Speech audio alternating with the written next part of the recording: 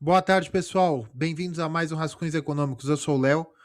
Pessoal, no vídeo de hoje nós vamos tratar do conflito que está acontecendo no Irã, né, em todo o Golfo Pérsico, e o fechamento do Estreito de Hormuz, que em inglês se escreve assim, que eu não sei como se escreve em português, mas não tem problema, isso aqui é um Z, né?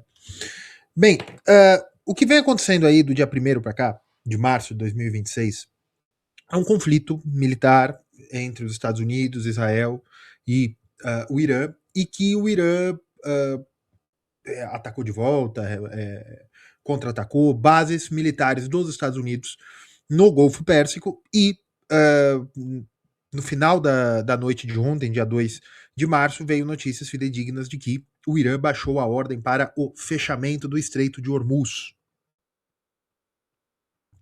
Eu tô aqui com o mapa, que eu vou mostrar aqui para vocês, em que vocês vejam que aqui é o Irã, tá? Aqui é o país persa, aqui nós temos o Oriente Médio, aqui nós temos boa parte das reservas globais de petróleo, mas mais importante que isso, de gás do mundo.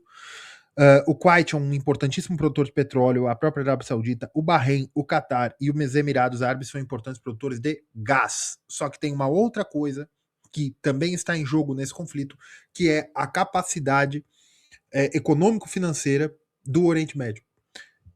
Dubai, Emirados Árabes, né? Catar, Bahrein, Arábia Saudita e o próprio Kuwait são donos de uma enorme quantidade de dinheiro que eles têm como fundos de investimentos.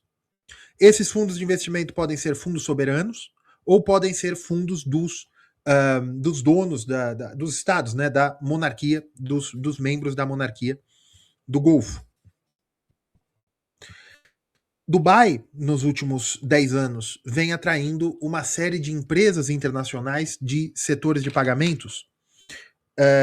O Golfo Pérsico, né, as monarquias do Golfo, essa região aqui, vem atraindo uma enormidade de multinacionais e eles também têm uma grande quantidade de capital, como porque eles têm bancos próprios.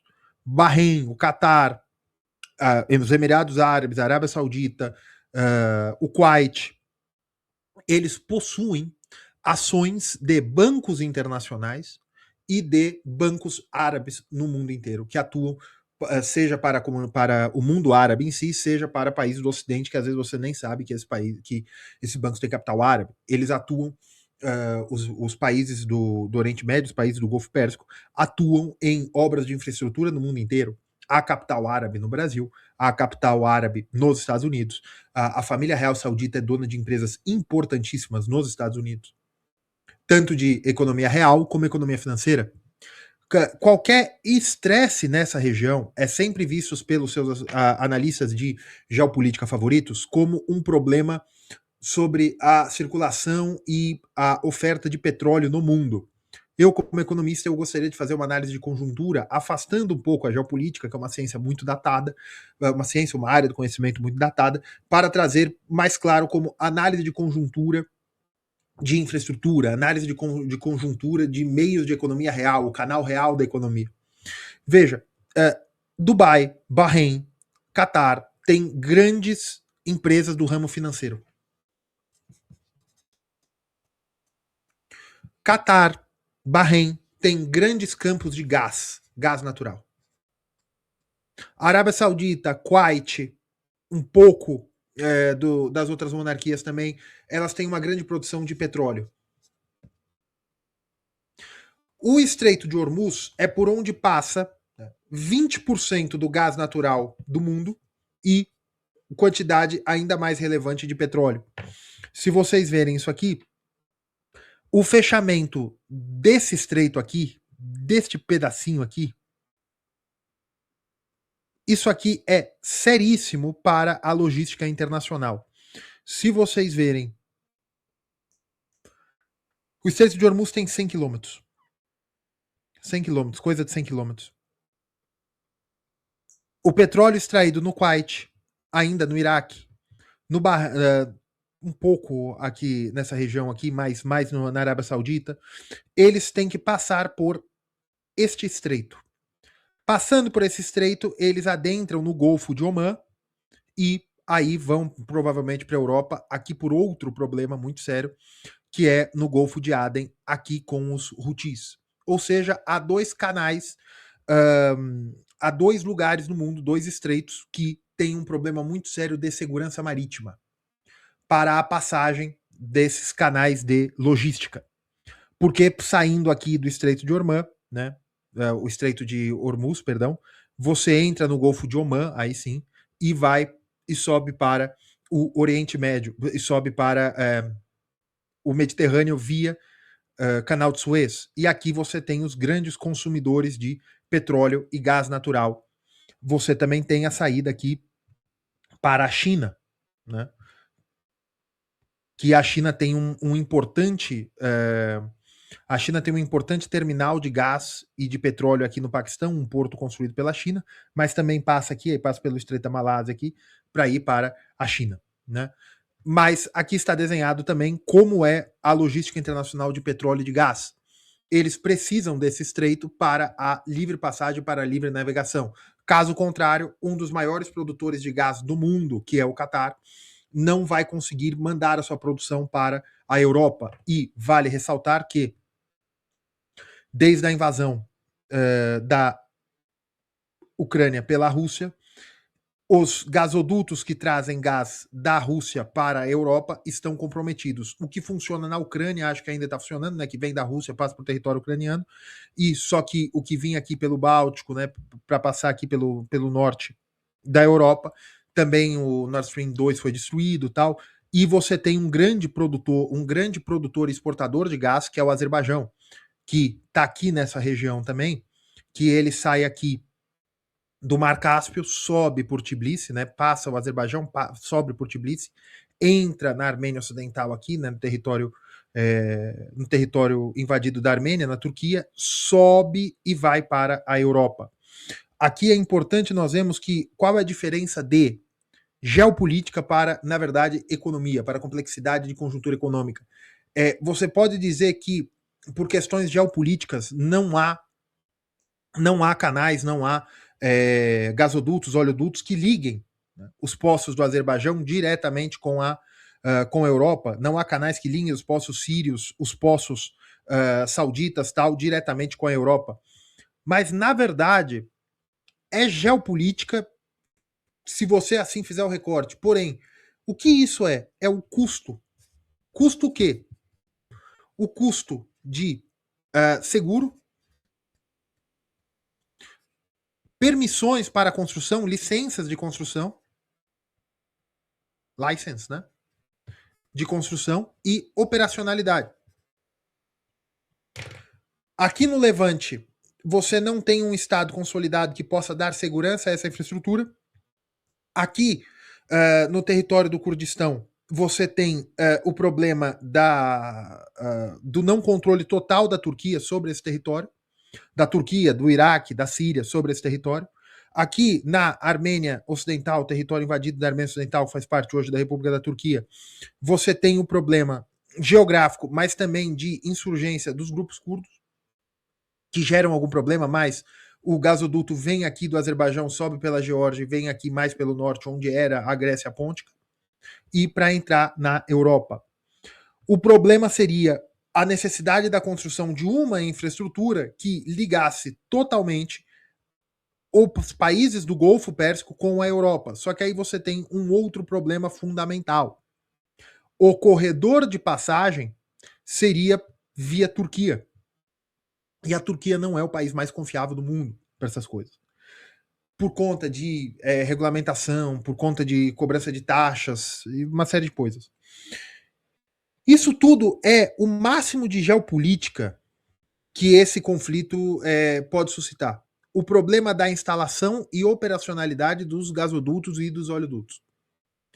Uma resolução da questão iraniana pode gerar a resolução para a construção de gasodutos e oleodutos na do Oriente Médio para a Europa? Eu duvido muito. Porque a questão não é apenas a República Islâmica, mas também a própria arquitetura dos custos, da capacidade instalada e da capacidade de operacionalidade desses gasodutos e oleodutos em regiões com pouca população, em regiões que sempre têm conflitos internos ali, por própria dinâmica populacional. Né? O Iraque tem uma série de etnias, uma série de conflitos religiosos. São coisas que é geopolítica. Bem, eu acho que é mais no ambiente de harmonia social. A construção de infraestrutura que permitiria driblar o Estreito de Hormuz depende de estados fortes o suficientes para a manutenção da ordem naquele território. O gasoduto que liga o Azerbaijão à Turquia não é construído via Armênia, que eu tirei, mas eu posso colocar de novo. Ele não é construído via Armênia, porque a Armênia e o Azerbaijão não tinham plenas relações. Agora, os Estados Unidos, via Donald Trump, mediou um tratado de paz aqui e o Azerbaijão vai construir, os Estados Unidos vai construir um gasoduto, o gasoduto, oleoduto, ferrovia e rodovia, que passe bem aqui em Syunik, né? E aí que vai ligar o seu território, aqui é Nakhchivan, que é um exclave, né, azeri, e vai ficar mais fácil para ligar aqui para com a Turquia, para a região de Kars, aqui tudo, para entrar já na Europa, para facilitar a compra de gás do Azerbaijão pela Europa. Futuramente, quem sabe, se pode construir gasodutos e oleodutos aqui, já por essa linha do Azerbaijão, para fugir dessa região síria e iraquiana, que o Iraque não está estável e a guerra do Iraque já faz 20 anos. Né? Veja que tudo isso, vocês falam que é geopolítica, mas nós podemos dizer que, na verdade, é o custo do capital, o risco da operação, a securitização, quem pode permitir, quem pode assumir o risco da construção desses gasodutos, desses oleodutos. Hoje se mostra que o Irã, pela primeira vez, fechou o Estreito de Hormuz. O fechamento do Estreito de Hormuz vai gerar, está gerando, o aumento do preço de petróleo hoje, nessa manhã, né, em Nova York, essa manhã em Londres. Eu estou aqui com dados de um portal de petróleo. Eu não vou passar aqui para vocês por direitos autorais, mas de qualquer maneira, o preço do WTI, né, World Texas International, o WTI está subindo 6,7%. O Brent, né, que é o Britain alguma coisa, está crescendo também 6,8%. Esse aqui é 6,78%, aqui é 6,8%. Então eles estão subindo a mesma coisa. O Murban Crude está subindo 5,64%. O gás natural está subindo 6,49%. Só que eu vou falar uma coisa para vocês. Não é tão catastrófico assim. Por quê?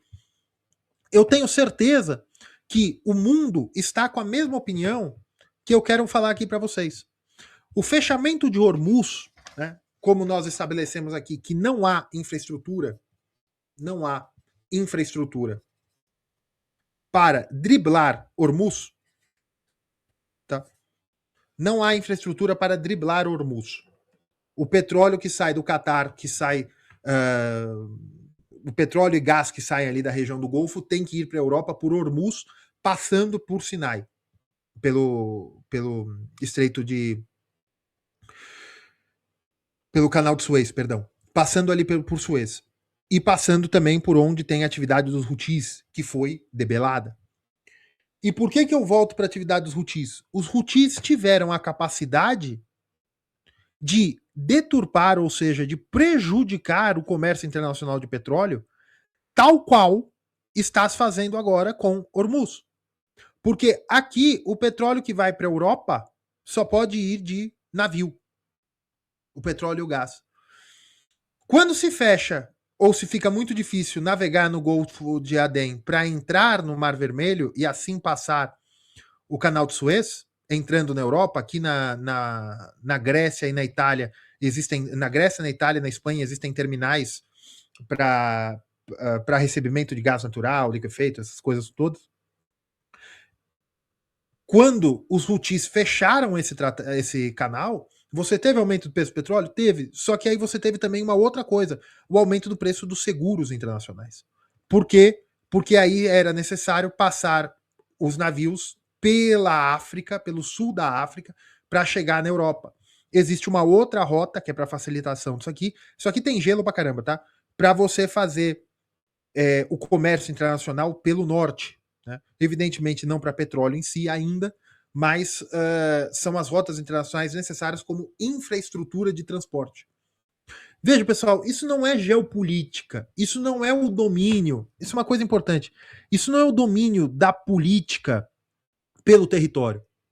Isso é, na verdade, as relações humanas por trocas econômicas, e quando as trocas econômicas não são, quando as trocas não são feitas de modos econômicos, se usa a força.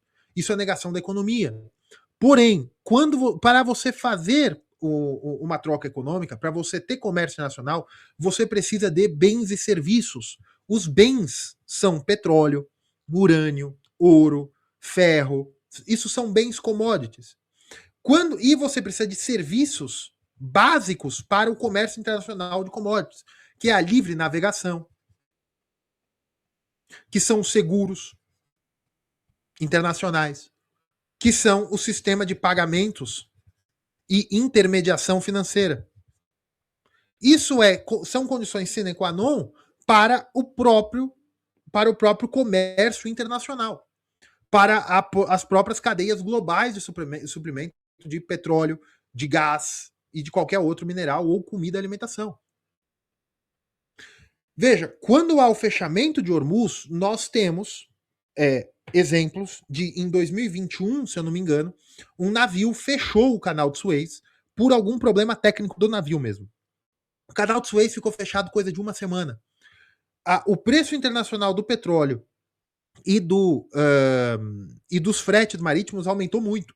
Até porque ali, para passar pela África, você tem um problema do chifre da África, que você tem pirataria ainda, né? Pirataria mesmo.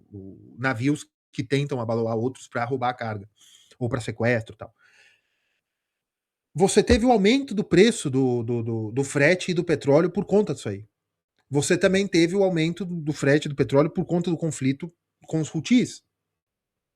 E agora o fechamento do canal de Hormuz, do Estreito de Hormuz, gera um estresse que o Catar já parou de produzir gás, gera um estresse que Doha, Dubai, Riad e o Kuwait ainda não foram atacadas. Você gera um estresse nos principais hubs internacionais de aviação. Para você ir para a China, para você ir para a Austrália, para você ir até para a Europa, dependendo do seu bolso, para você ir para a Rússia, saindo do Brasil hoje, você necessita vir ou por Dubai ou por Doha, ou por Riad também. Tem a Etiópia também, mas a Etiópia vai até a Etiópia e depois faz. Você tem que passar em cima do Golfo Pérsico. É um hub internacional importantíssimo. E não se esqueçam que tem um outro problema do ponto de vista de aviação, que é o seguinte: se você quiser sair dos Estados Unidos, não, se você quiser sair de Londres e quiser ir para a Índia, ó por onde você tem que passar em linha reta. Estão vendo? Você tem que passar em linha reta por aqui. Só que você não pode passar pela Ucrânia, porque os céus da Ucrânia estão fechados por conta do conflito. E aí você tem que dar a volta, você não pode passar pelo Mar Negro, você tem que passar por cima da Turquia, você não pode passar pelo Irã, então você tem que passar em cima da Armênia e do Azerbaijão, e aí você tem que ir fora, um pouco longe do mar territorial iraniano, no Mar Cáspio, Turcomenistão, e aí você tem que dar a volta aqui para não subir em cima do Himalaia. Olha o custo operacional, gente, isso aí. Olha o custo operacional disso. Vocês entenderam? É um problema sério para a estabilidade financeira do mundo? É um problema sério para a paz, para a ordem nacional? Não. Eu realmente acredito que o fechamento de Hormuz é sério, o fechamento de Hormuz é drástico, o fechamento de Hormuz tem a capacidade do aumento do preço internacional do petróleo e do gás, só que é uma medida tão drástica que ela não se manterá para sempre. Teve notícias aí que o governo americano já disse que abateu todos os navios iranianos que estavam no mar de Omã. Eu acredito que os Estados Unidos têm a plena capacidade, os Estados Unidos e todos os aliados, incluindo China, da abertura do Estreito de Hormuz.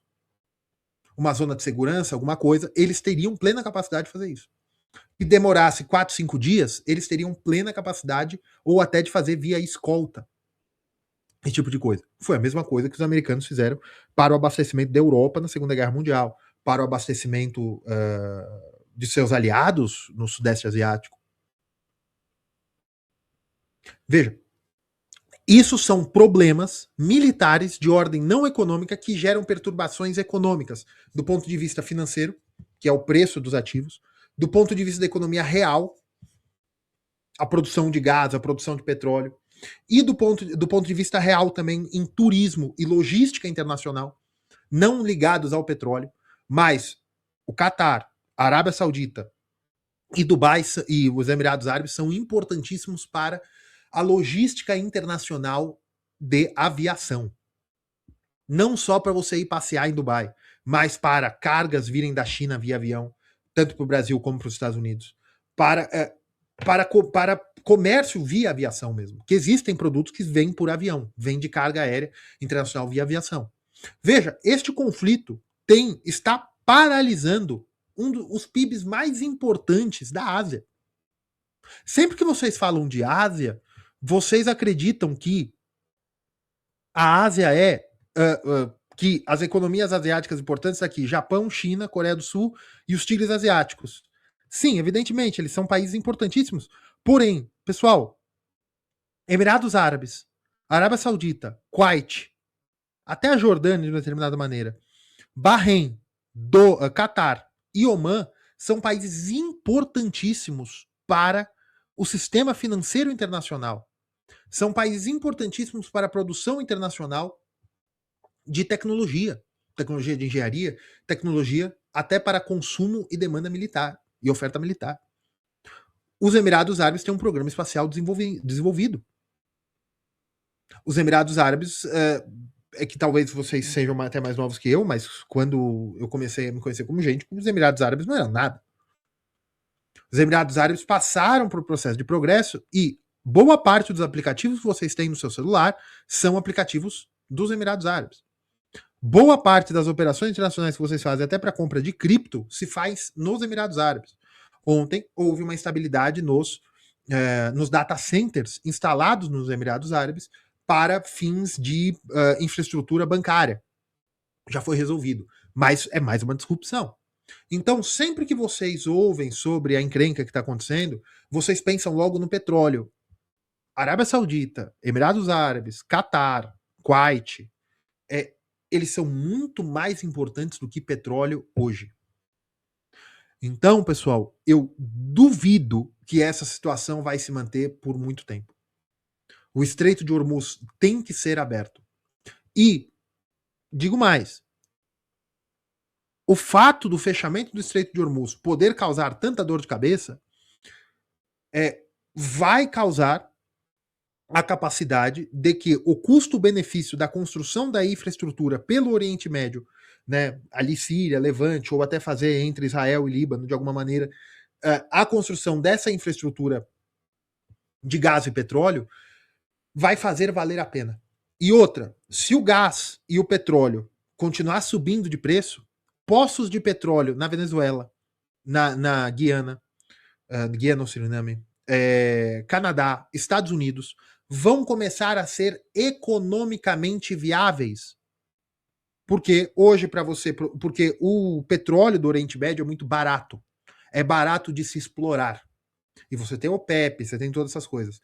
O que a OPEP e a OPEP mais fazem? Elas deixam num preço, controlando a quantidade produzida, num preço em que o preço do barril não seja maior do que o preço do barril na OPEP não seja maior do que o custo de produção nos Estados Unidos, nos maiores poços dos Estados Unidos, nos poços do Canadá, que tem uma espécie de areia de petróleo. Nos Estados Unidos você tem petróleo dentro das rochas, né, o petróleo de xisto.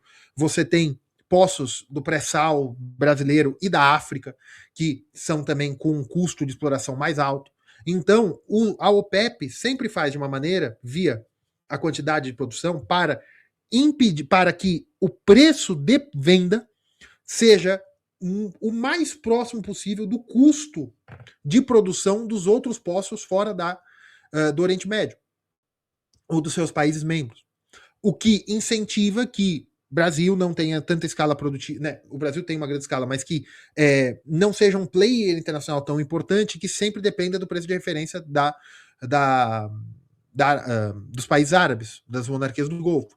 Que a infraestrutura do petróleo de xisto nos Estados Unidos, da areia de petróleo no Canadá, esse tipo de coisa, para que você também tenha uma reserva de mercado via dumping da OPEP, maximizando a margem, né, na OPEP.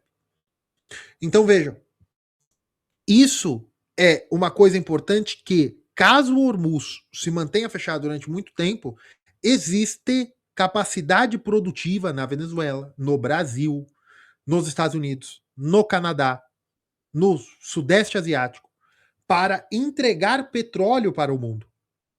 Porém, com custo mais alto. Porém, tem outro player nisso aí, que é a Rússia. A Rússia foi apartada da produção mundial de petróleo e hoje a Índia compra o petróleo russo. Caso haja uma disrupção de Hormuz durante tanto tempo, a Rússia pode voltar a jogo. E outra, a China tem um canal de compra do petróleo russo direto. A China pode consumir mais petróleo russo sem precisar afrouxar as sanções do Ocidente. A China consome mais petróleo russo, o petróleo russo para de ir para a Índia, a China consome todo o petróleo russo e a Venezuela, o Suriname, o petróleo do xisto dos Estados Unidos, a areia de petróleo do norte do Canadá, tudo isso gera petróleo para o Ocidente. Fora a transição energética, uma série de coisas. O maior problema disso tudo é o gás natural, na verdade. Porque ainda bem que o inverno está acabando na Europa. Porque o gás natural é o necessário para o aquecimento das casas. Não se esqueçam que a Rússia foi excluída da produção internacional, quase excluída. Eu mostrei ali que vai pelo Azerbaijão e tal, mas você chamou o Catar, chamou o Azerbaijão e chamou a Argélia para fornecimento de gás natural à Europa via navios. E também o campo de gás de Leviatã, se eu não me engano, no litoral de Israel, também foi paralisado por conta das chances de explosões de mísseis ali. Léo, isso é um apanhadão? Sim, é um apanhadão do que está acontecendo. Isso aqui é uma análise de conjuntura econômica, não geopolítica. Os grandes problemas que nós temos hoje no Oriente Médio são a falta de segurança jurídica e de segurança internacional, ou seja, bélica,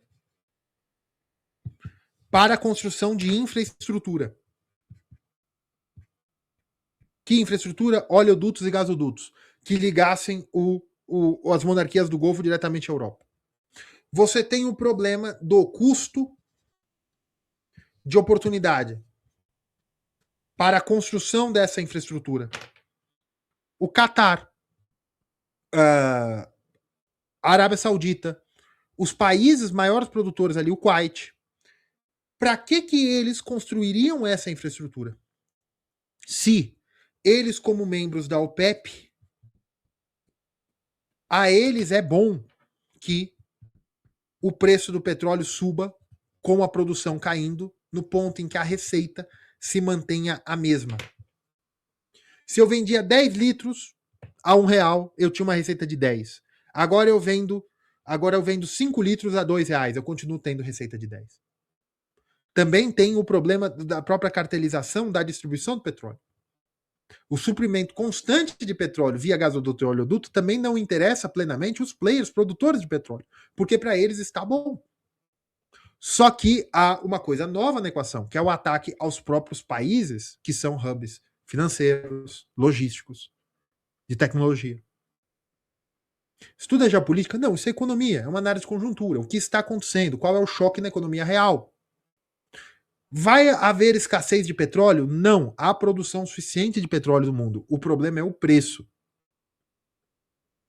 O petróleo por xisto, o petróleo de areia no Canadá, o petróleo o petróleo do pré-sal, tanto da África como do Brasil, são mais caros de produzir, mas conseguem suprir a demanda. E a Venezuela agora como player que daqui uns meses já pode se colocar totalmente como exploração via Estados Unidos. Existe petróleo no norte do Atlântico, existe um monte de coisa, gente. O problema aqui realmente é custo. Esse acerto, essa produção, essa capacidade de produção do Oriente Médio e distribuição via navios era uma coisa barata e confiável, porque os Estados Unidos se fazia como garantidor desse arranjo, via companhias de seguro, via não guarda costeira, mas a Marinha Americana fazendo vezes de guarda costeira, garantindo o comércio nacional ali. Agora, com essa pressão real, é capaz que se mude a infraestrutura e se desloque o eixo de escoamento das riquezas de petróleo e de gás. Tá? Bem, pessoal, por hoje é só. Um abraço, fiquem todos com Deus.